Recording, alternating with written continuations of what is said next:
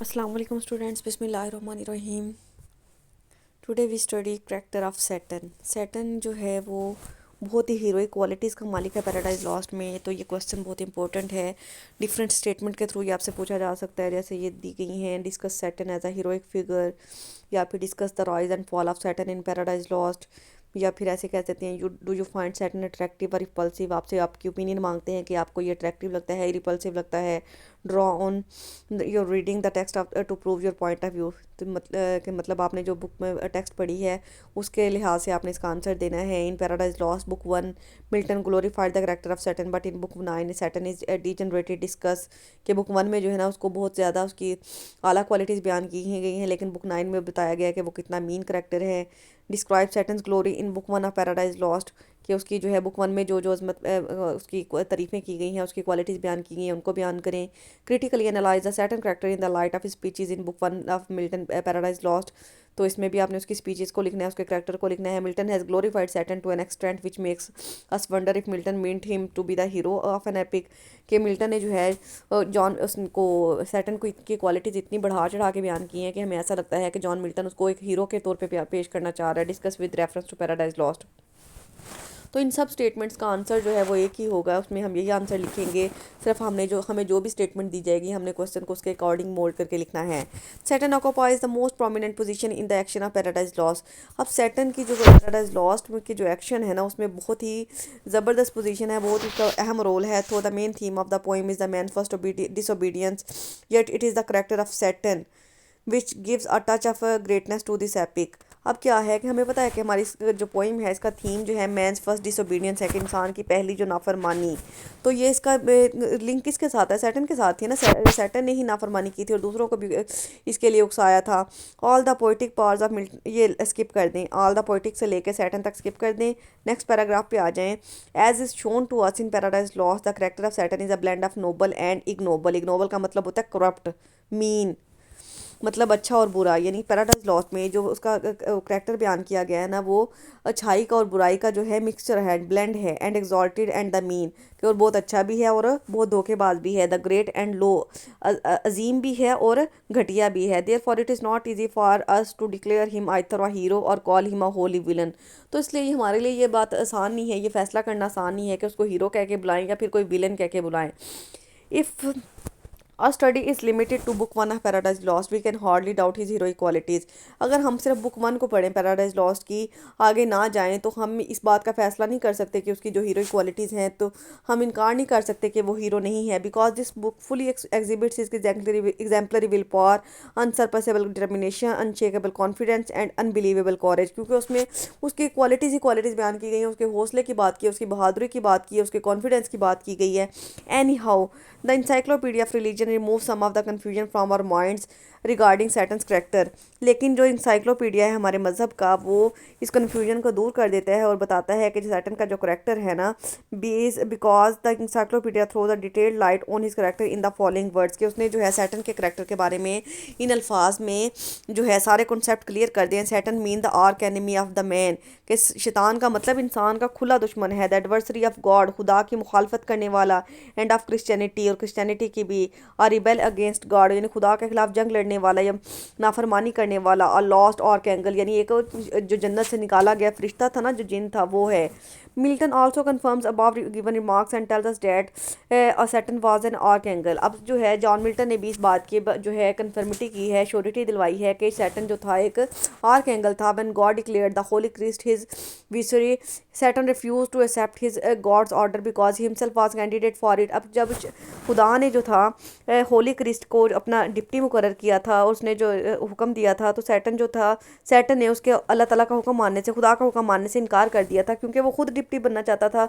तो जब उसको एडम को अपना डिप्टी बनाया अल्लाह ताला ने, तो वो उसने इस बात से इनकार कर दिया और उसने जंग शुरू कर दी थी। His false strength and pride led him to revolt against God and fulfilment of the his lust for power. अब उसकी जो झूठी शान और शौकत थी, जो था, जो उसका तकब्बुर था, उसने उसको मजबूर किया, उकसाया कि वो खुदा के जो है खिलाफ नाफरमानी करे, खुदा के खिलाफ जंग लड़े। और उसने अपनी वो ये सारा कुछ कर गुजरा था अपनी हवस के लिए, अपनी पावर के लिए। But he and his army suffered a heavy defeat and were thrown headlong into the pit of hell. लेकिन वो भी और उसके साथी भी उन्हें जो थी बहुत सख्त सज़ा दी गई और उनको जो था जहन्नुम के गड्ढे में फेंक दिया गया था। Milton's description of Satan's huge physical dimension, the heavy arms he carries. अब उसकी जो फिजिकल डिस्क्रिप्शन बयान की है ना सैटर्न की, वो इस तरह से है कि उसकी हैवी आर्म्स हैं। He carries his tower like personality, यानी उसके टावर की तरह हाइट है, बहुत ऊंचा लंबा है। Proudly eminent in shape and gesture make him every inch a hero. और उसकी यानी शेप, उसके गेस्टर, उसके इशारे, उसका उठना बैठना, हर चीज़ उसको हीरो बनाती है। In his first speech he tells Beelzebub, अब ब्लीजबब भी एक शैतान का नाम है, वो अपनी पहली स्पीच में उसको बताता है who is next to him in power. और ब्लीजबब जो शैतान है ना, वो उससे भी आगे है पावर में। that he does not repent of what he did and that defeat he has brought no change in him at all।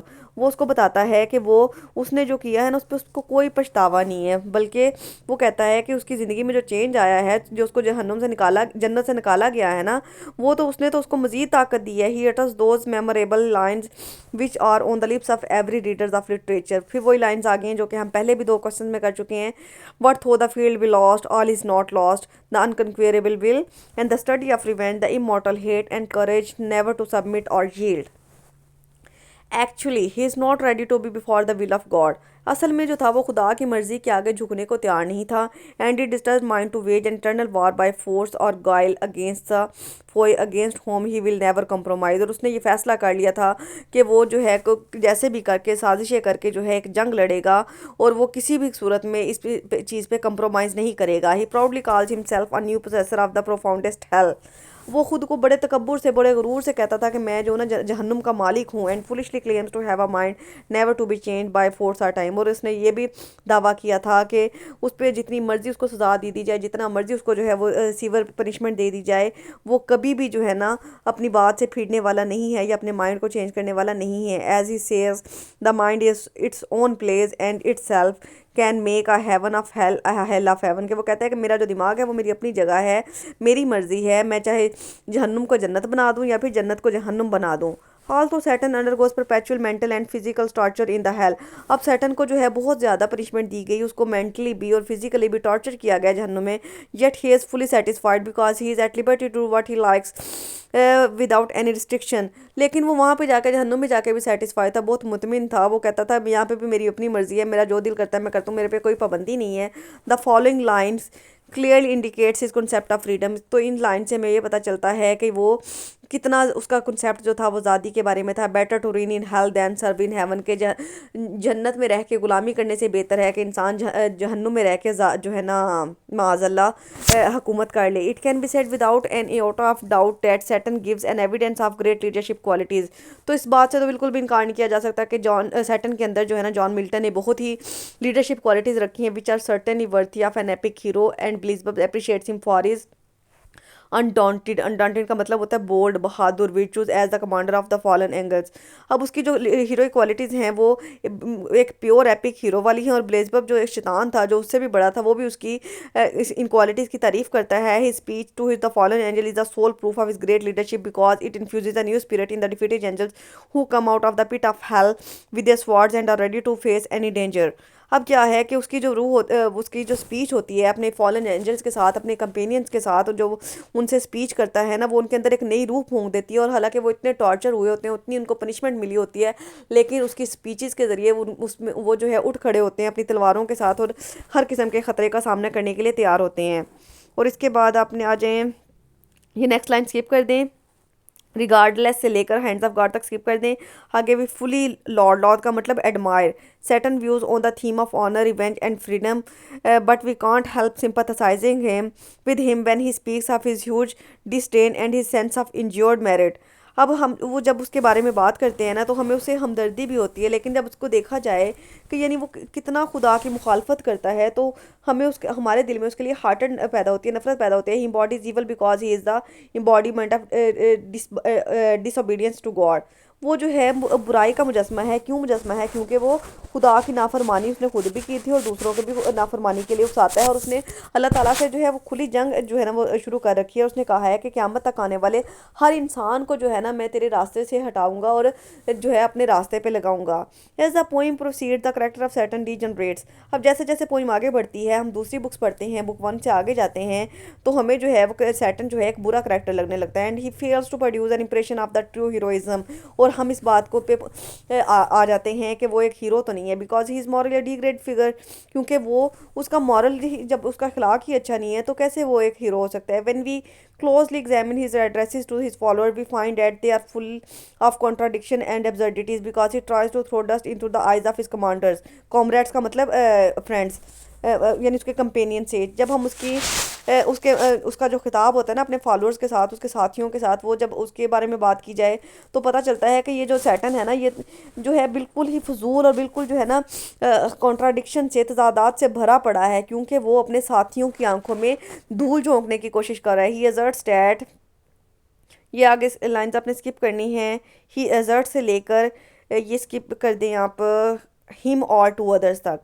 आगे on one hand he says that they will provoke war against God. वो उनको कहता है, एक तरफ तो उनको ये कह रहा होता है कि यानी हम जो है ना खुदा के खिलाफ जंग लड़ेंगे। On the other hand he wants peace which is only possible through submission.